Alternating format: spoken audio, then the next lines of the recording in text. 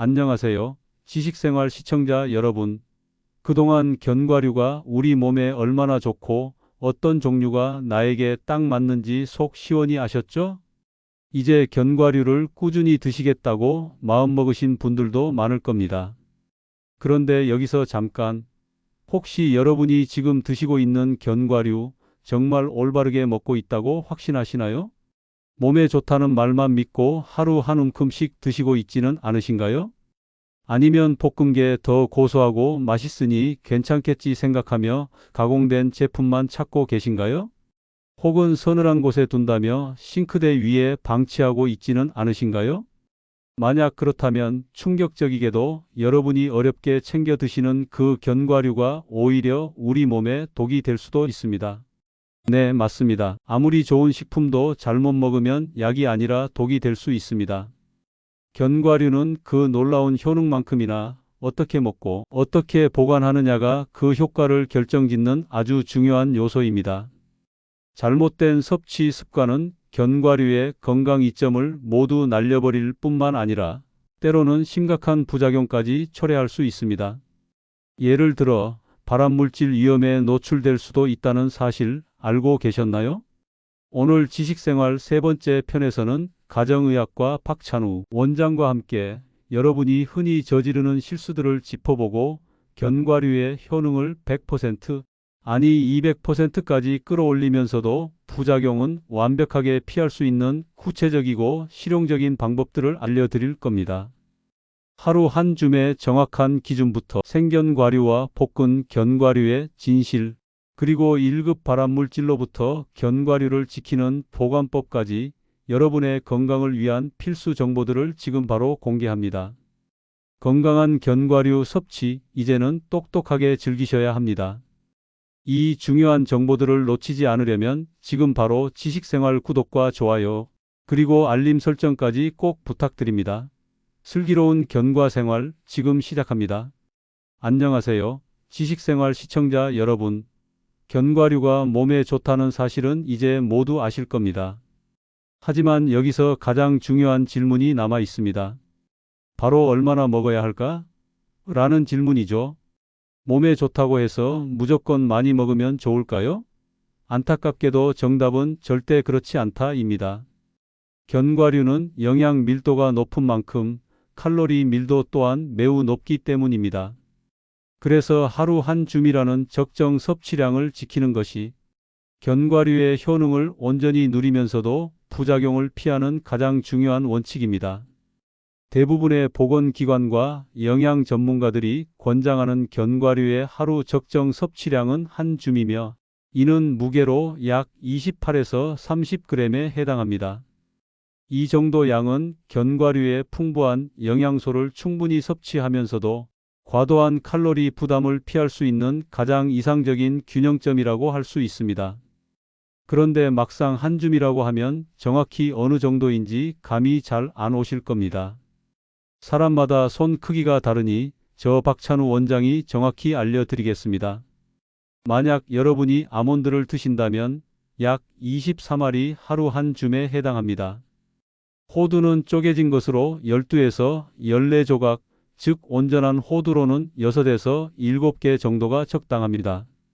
캐슈넛은 약 18개, 피스타치오는 약 49개, 그리고 땅콩은 약 25에서 35알 정도가 권장량입니다. 이처럼 견과류 종류에 따라 한 줌의 개수는 달라지니 여러분이 주로 드시는 견과류의 적정량을 미리 확인해 두시는 것이 좋습니다. 이제는 막연히 한 줌이 아니라 정확한 개수를 세워서 드시는 습관을 들여보세요.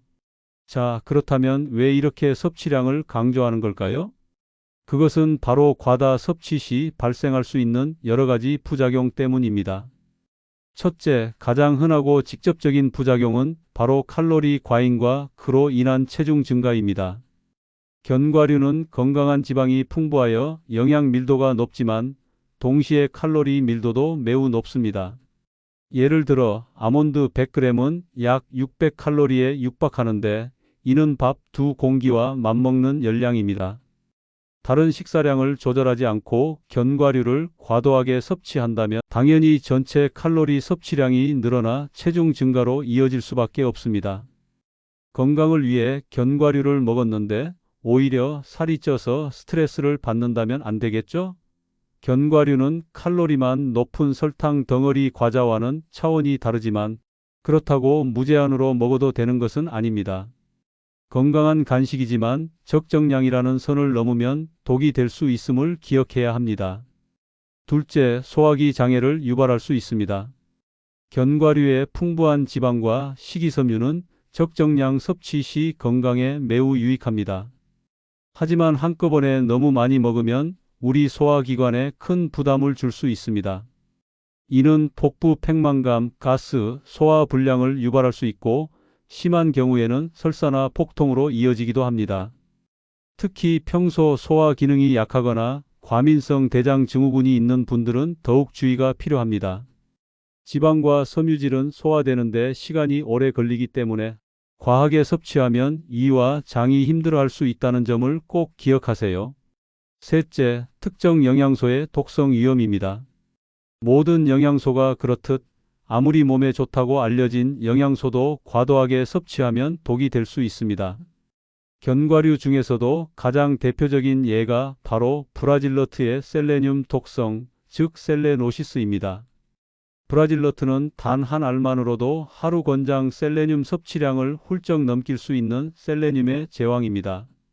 하지만 이 독보적인 장점은 과다 섭취 시 심각한 부작용으로 이어질 수 있습니다. 셀레늄을 과잉 섭취할 경우 탈모, 손톱 부서짐, 구역질, 설사, 피부 발진, 신경 손상 등 심각한 중독 증상이 나타날 수 있으며 극단적인 경우 심장 기능 이상까지 초래할 수 있습니다. 그래서 브라질너트는 하루 한두 알을 절대로 넘지 않도록 엄격하게 섭취량을 제한해야 합니다. 여러분의 건강을 지키려다 오히려 해를 입는 일이 없도록 각별히 유의해 주세요. 브라질너트 외에도 주의해야 할 견과류가 있습니다. 바로 은행입니다. 은행은 시안배당체라는 독성 물질을 함유하고 있어 과다 섭취 시 구토, 설사, 복통, 심하면 신경마비나 발작을 일으킬 수 있습니다. 성인의 경우 하루 10알 이하, 어린이의 경우 2~3알 이하로 섭취를 제한하는 것이 안전합니다. 특히 은행은 반드시 익혀서 섭취해야 하며 생으로 먹는 것은 매우 위험합니다. 드물지만 특정 견과류를 극단적으로 많이 섭취할 경우 미네랄 불균형을 초래할 수도 있습니다. 예를 들어 아연과 구리는 우리 몸에서 서로 흡수를 경쟁하는 관계에 있는데 한쪽을 과도하게 섭취하면 다른 쪽의 흡수가 방해받을 수 있습니다. 이는 장기적으로 미네랄 결핍 또는 과잉으로 인한 문제를 일으킬 수 있습니다. 결론적으로 견과류는 우리 몸에 필수적인 영양소를 가득 담은 슈퍼푸드임에 틀림없습니다. 하지만 그 효능을 온전히 누리고 잠재적인 위험을 피하기 위해서는 하루 한 줌이라는 적정량을 반드시 지키는 지혜가 필요합니다. 여러분의 손을 기준으로 또는 정확한 개수를 세어보면서 매일 꾸준히 그리고 현명하게 견과류를 섭취하시기 바랍니다. 양보다는 꾸준함이 중요한 것이죠. 생대 볶음, 소금대 무첨가, 무엇을 먹어야 할까? 안녕하세요. 지식생활 시청자 여러분.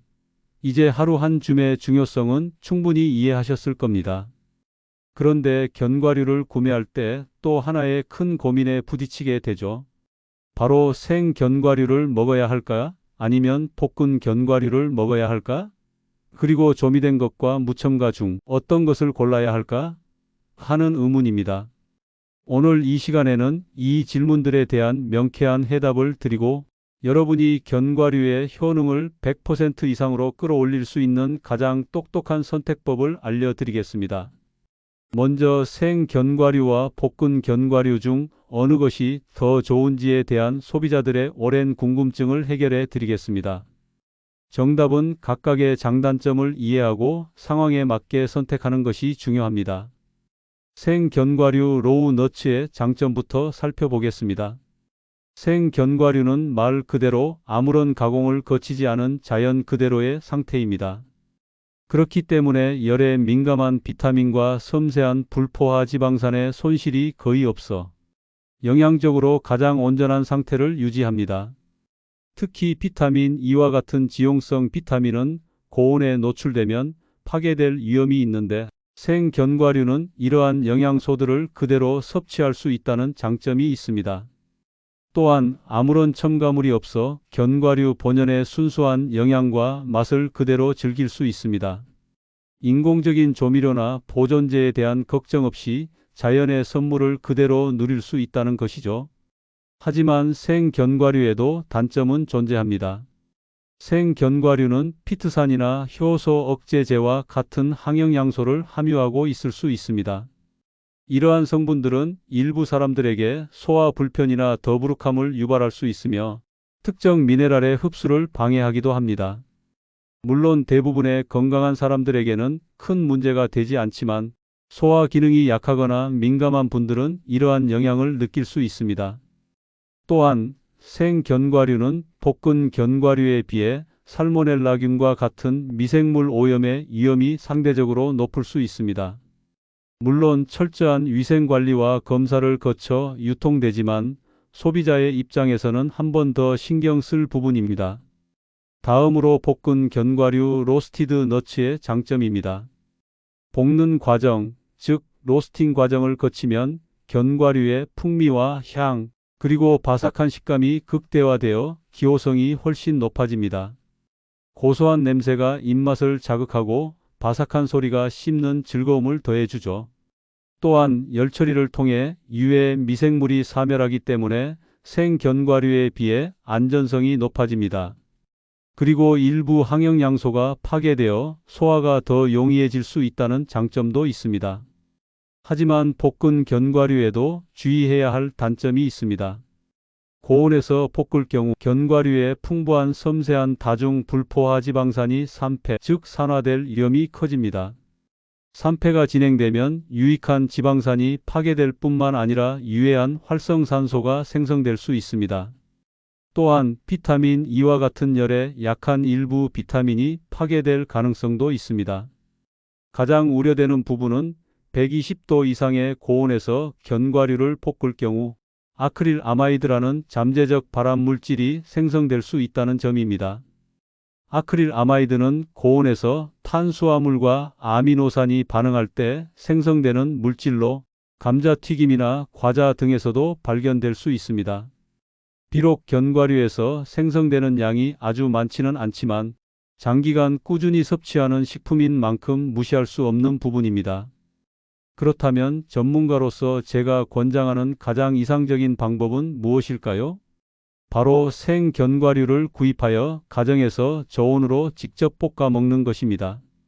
오븐이 있다면 140도 이하의 낮은 온도로 예열하여 10에서 15분간 가볍게 굽거나 기름을 두르지 않은 팬에 약불로 살짝 볶으면 영양소 파괴와 유해물질 생성을 최소화하면서도 견과류 본연의 고소한 풍미와 바삭한 식감을 살릴 수 있습니다. 이렇게 직접 볶으면 신선도도 관리할 수 있고 어떤 첨가물도 없이 건강하게 견과류를 즐길 수 있습니다. 만약 시판 볶은 제품을 구매하신다면 기름에 튀기지 않고 열풍으로만 볶은 건조 로스팅 제품을 선택하는 것이 좋습니다. 유철이 땅콩처럼 기름으로 튀긴 제품은 피하는 것이 현명합니다. 다음은 조미 견과류의 함정에 대해 이야기해 보겠습니다. 시중에서 판매되는 소금, 설탕, 꿀, 버터 등으로 조미된 견과류는 아쉽게도 건강간식이라는 본래의 목적을 상실하게 만듭니다. 맛은 있을지 모르지만 건강에는 오히려 해가 될 수 있습니다. 이러한 조미 견과류 제품들은 과도한 나트륨을 함유하고 있을 가능성이 높습니다.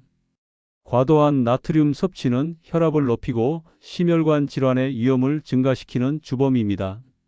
또한 설탕이나 꿀, 시럽 등으로 코팅된 견과류는 정제당을 과도하게 섭취하게 만듭니다.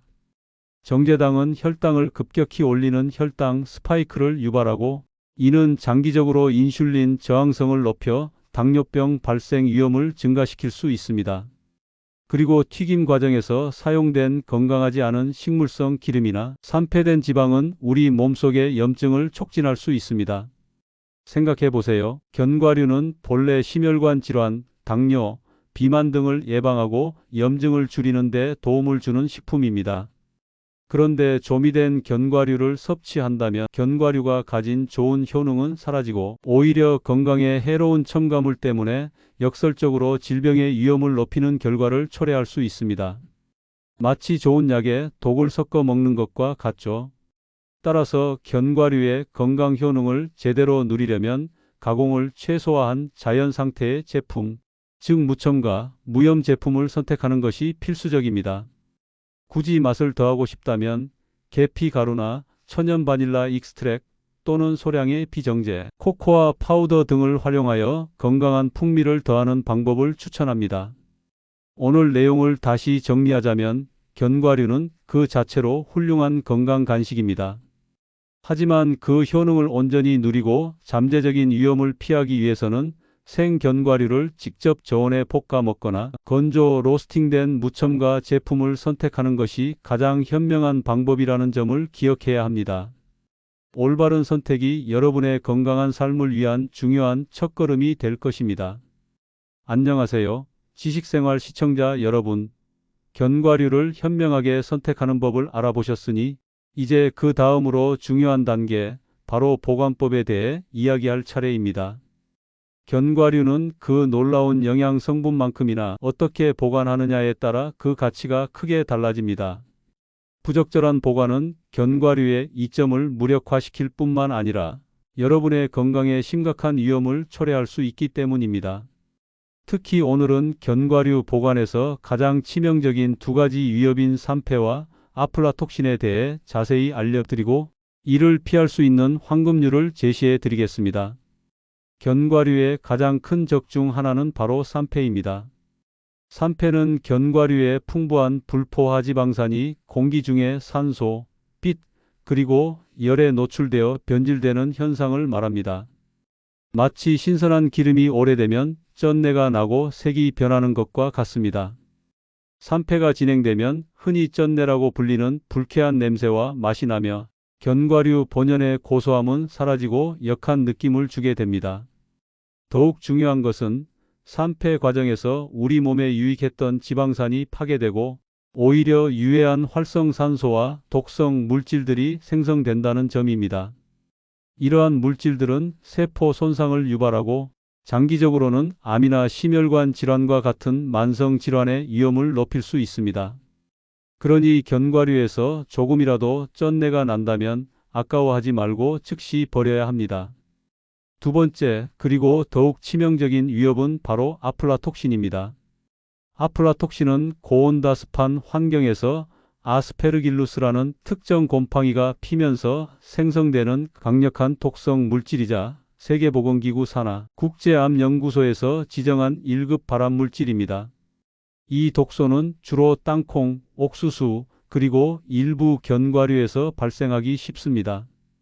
아플라톡신은 특히 간에 치명적인 손상을 입힐 수 있으며 장기간 노출될 경우 간암 발생 위험을 현저히 높이는 것으로 알려져 있습니다. 심지어 소량이라도 꾸준히 섭취하면 간에 무리를 줄 수 있으니 그 위험성을 절대 가볍게 여겨서는 안 됩니다. 여러분이 미처 인식하지 못하는 사이 보관이 잘못된 견과류가 여러분의 건강을 조금씩 갉아먹을 수 있다는 사실을 꼭 기억하셔야 합니다. 그렇다면 이 치명적인 산패와 아플라톡신으로부터 견과류를 안전하게 지키기 위한 보관의 황금률은 무엇일까요? 몇 가지 핵심 원칙만 지키면 됩니다. 첫째, 신선하게 그리고 조금씩 구매하는 것이 가장 중요합니다. 아무리 좋은 보관법도 처음부터 신선하지 않은 견과류에는 한계가 있습니다. 견과류는 생산된 지 오래될수록 산패 위험이 높아지므로 유통이 빠르고 재고 회전이 잘 되는 곳에서 신선한 제품을 구매하는 것이 좋습니다.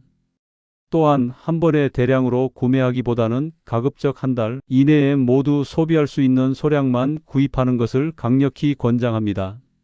우리 몸에 좋다고 해서 잔뜩 쌓아두는 것보다는 신선한 견과류를 꾸준히 조금씩 섭취하는 것이 훨씬 더 중요합니다.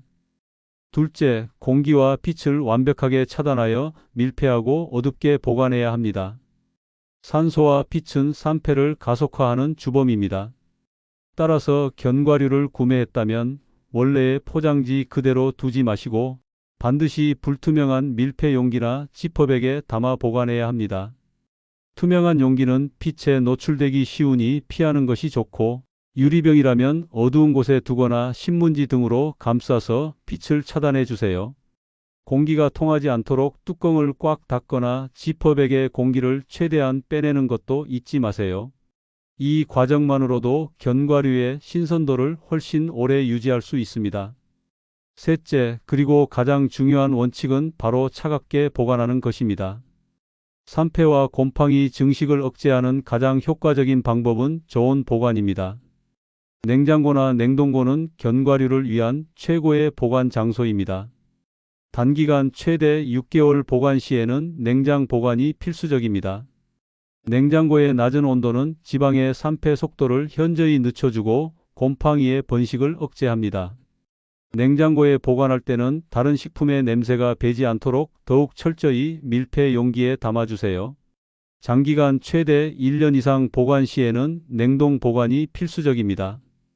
견과류는 냉동해도 품질이나 영양 성분에 큰 변화가 없으므로 대량으로 구매했거나 오랫동안 두고 먹고 싶다면 반드시 냉동실에 보관해야 합니다.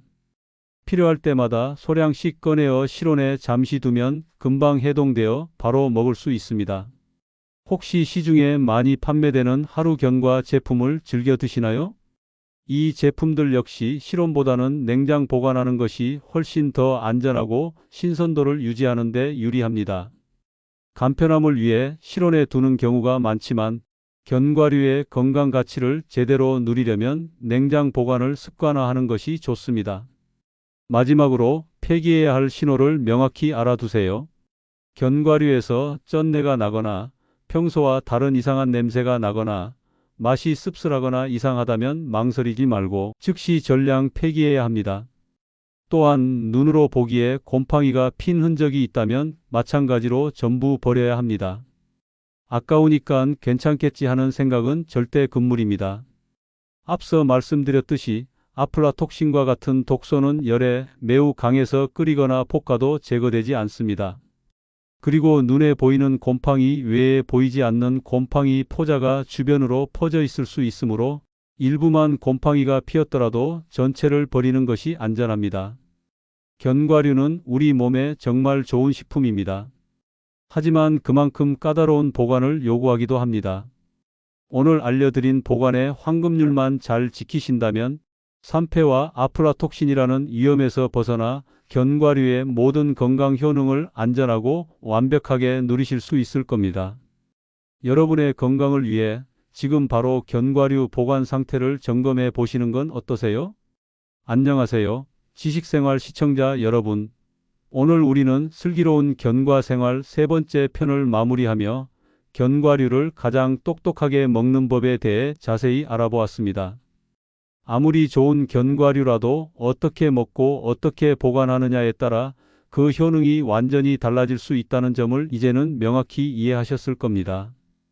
우리는 먼저 하루 한 줌이라는 견과류 섭취의 황금률을 정확히 배웠습니다. 견과류의 영양 밀도는 높지만 칼로리 밀도 또한 높다는 사실을 기억하시죠?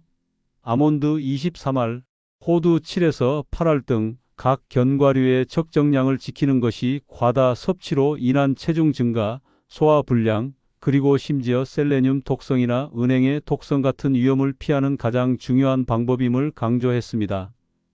몸에 좋다고 무조건 많이 먹는 것이 아니라 꾸준히 적정량을 섭취하는 지혜가 필요합니다. 다음으로 생견과류와 볶은 견과류 사이의 진실을 파헤쳐 보았습니다. 생견과류가 영양소 손실이 적어 온전한 장점이 있지만 소화 불편이나 미생물 오염 위험이 있을 수 있다는 점, 그리고 볶은 견과류는 풍미가 좋지만 고온 로스팅 시 불포화 지방산의 산패나 발암물질인 아크릴 아마이드 생성의 위험이 있다는 점을 알게 되셨을 겁니다. 그래서 제가 추천드린 가장 현명한 방법은 생견과류를 구입하여 집에서 저온으로 살짝 볶아 먹는 것이었습니다. 시판 제품을 고르실 때는 건조 로스팅된 무첨가 제품을 선택하는 센스도 잊지 마세요. 또한 시중에 넘쳐나는 조미 견과류의 함정에 대해서도 경고해 드렸습니다. 소금, 설탕, 꿀, 버터 등으로 조미된 견과류는 건강 간식이라는 본래의 목적을 상실하고 오히려 과도한 나트륨과 정제당, 그리고 건강하지 않은 지방으로 인해 혈압 상승, 혈당 스파이크, 염증 촉진 등 건강 문제를 야기할 수 있음을 말씀드렸습니다. 견과류의 진정한 건강 효능을 누리려면 반드시 무첨가, 무염의 자연 상태의 견과류를 선택해야 합니다. 마지막으로 견과류 보관에서 가장 치명적인 위협인 산패와 1급 발암물질 아플라톡신을 피하는 보관의 황금률을 알려드렸습니다. 쩐내가 나는 견과류의 정체와 그 위험성, 그리고 고온다습한 환경에서 번식하는 곰팡이가 만들어내는 아플라톡신의 치명적인 위험성을 명확히 인지하는 것이 중요합니다. 따라서 견과류는 신선하게 소량만 구매하고 반드시 불투명한 밀폐 용기에 담아 냉장 또는 냉동 보관해야 합니다. 조금이라도 이상 징후가 보이면 아깝더라도 즉시 폐기해야 한다는 점을 잊지 마세요. 이제 여러분은 견과류를 똑똑하게 고르고 올바른 양을 섭취하며 안전하게 보관하는 모든 지식을 갖추게 되었습니다. 이 정도면 견과류 박사라고 해도 손색이 없을 겁니다. 하지만 아직 끝나지 않았습니다. 이 지식들을 활용하여 견과류의 효능을 200%까지 끌어올리는 환상의 짝꿍 음식과 반대로 특정 질환자가 반드시 피해야 할 최악의 조합이 남아 있습니다. 다음 슬기로운 견과 생활 마지막 편에서는 이 모든 궁금증을 풀어드리고 여러분의 건강한 식생활을 위한 최종 제언을 드릴 예정이니 절대 놓치지 마세요. 지식생활 구독과 좋아요, 알림 설정으로 다음 편에서 다시 만나요.